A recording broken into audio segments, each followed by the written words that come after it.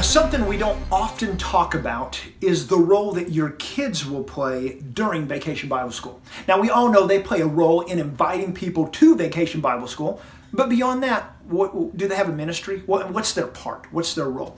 And I want to encourage you to begin training the older core kids you have to do ministry inside your own Vacation Bible School. Now, there's lots of ways they can do that. For example, they can do drama during the opening and closing rallies. You know, a lot of churches, they use youth for certain things. And if you think about it, you could very easily use your older children for the same things. And so, or to use the two together. Why not teach your kids how to do puppets? Have a puppet song every day in one of the opening or closing rallies. You know, why not teach your kids how to share their testimony, how they were saved in just 1 to 2 minutes?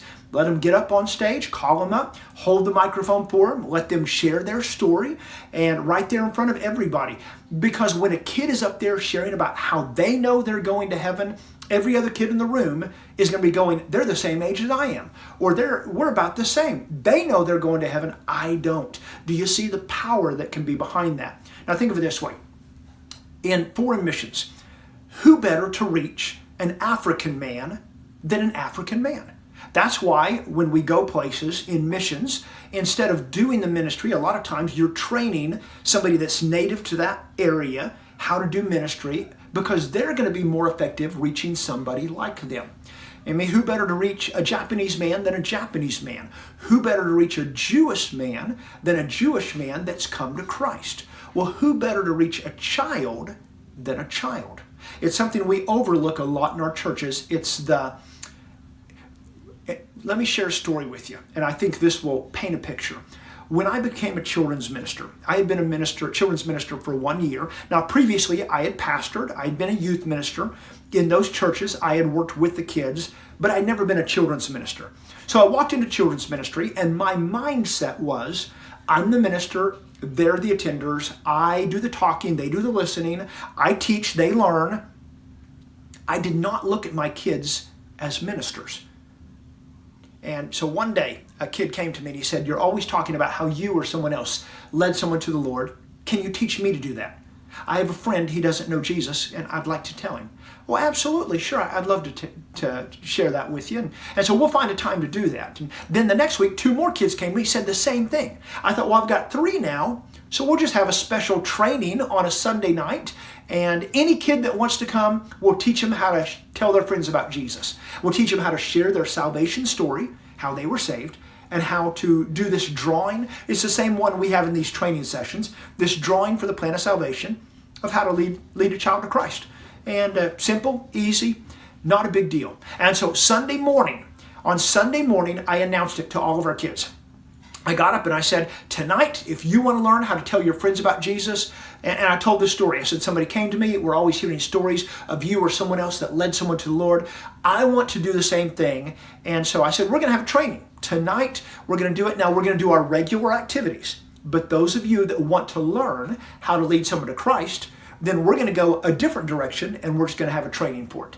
And so Sunday night came. And I'd been talking to one of my teachers, and I walked in the room. We started with a 10-minute opening. So I walked in the room, and wow, it was packed. I mean, it was like high attendance night. We had almost as many kids there on Sunday night as we did on Sunday morning. I walked in and thought, oh, this is great. And so we did our opening, our songs, and then I told them, I said, now tonight we have something different going on. So in a moment, we're going to pray, we're going to dismiss. Regular activities, you're going to go through that door. Those of you that want to learn how to tell your friends about Jesus, you just follow me over here. So we prayed, and I turned, started walking out, and I heard all these steps behind me.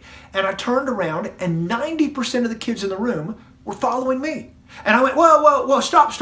I said, sit back down. I had everybody sit back down. I got up. Now I'm thinking, I wasn't clear. They misunderstood me. And so I said again, out that door, that's where you're going to have your Bible time, your game time, your snacks, your regular activities out that way.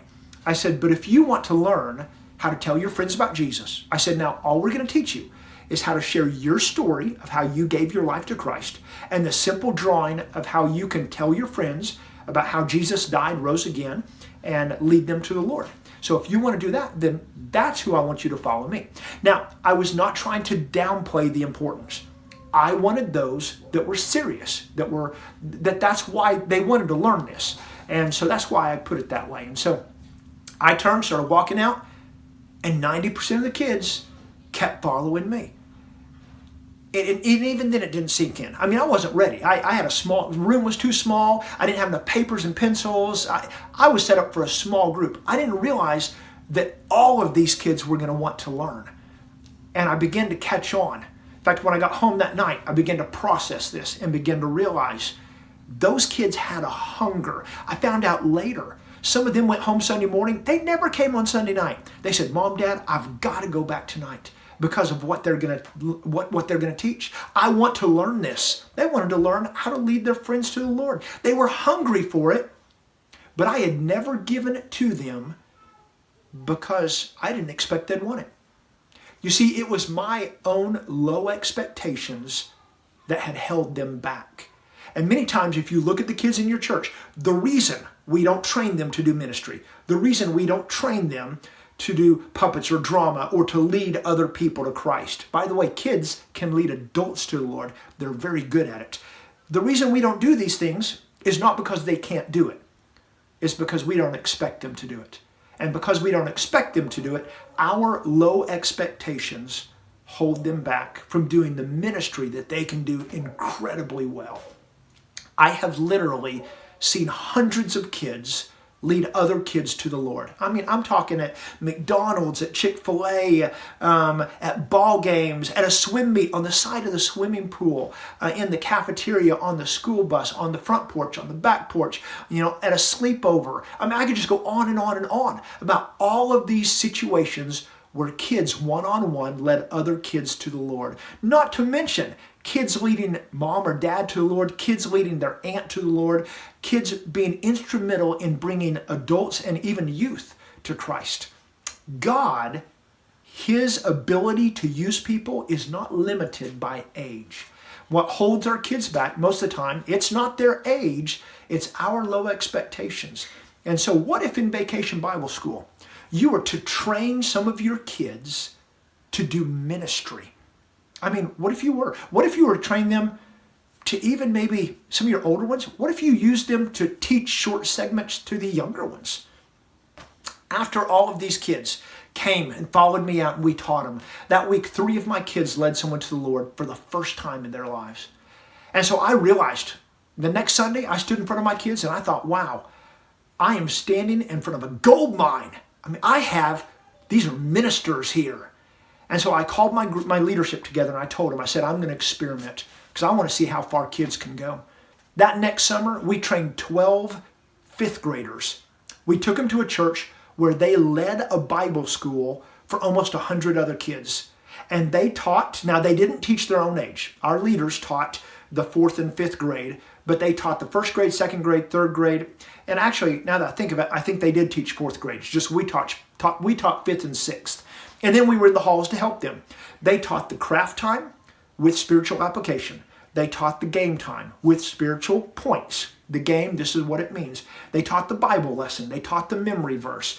In the opening rally, they helped lead songs. They did drama. They did puppets. They shared testimonies. In the closing time, they did the same. When a child came up to me and said, I'm not sure I'm going to heaven, the first thing I would do is look around for one of those leaders.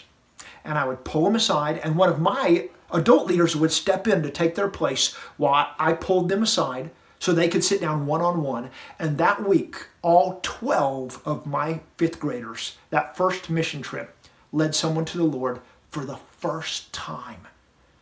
Well, actually, I take that back. One of them led someone to the Lord for the first time during the training. It was the second time on the trip.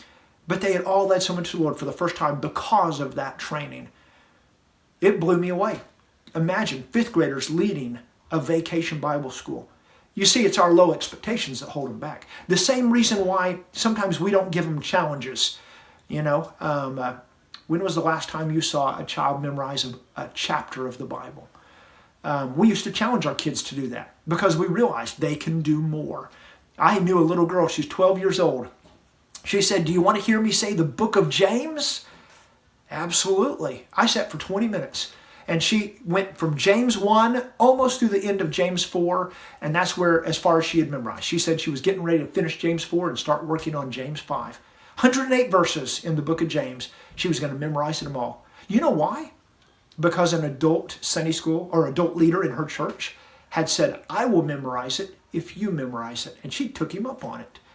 And so I say all this to say there's no limit to what your kids can do. If you're willing to train them, if you're willing to prepare them and you're willing to give them that opportunity, God will use your kids in an incredible way to reach kids, even parents, to make a difference in people's lives.